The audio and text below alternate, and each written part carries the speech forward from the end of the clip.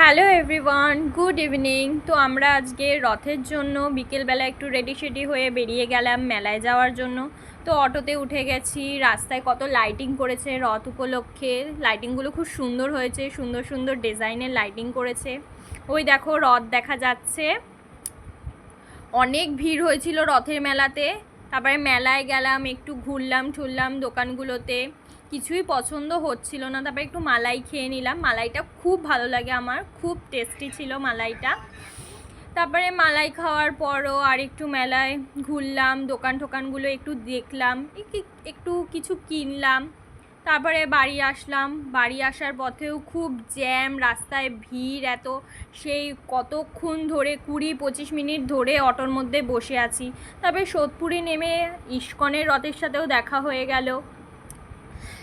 খুব হাঁপিয়ে গেছি, সেই কখন মেলা থেকে ঘুরছি, এখন বাড়ি ফিরছি আমরা অবশেষে।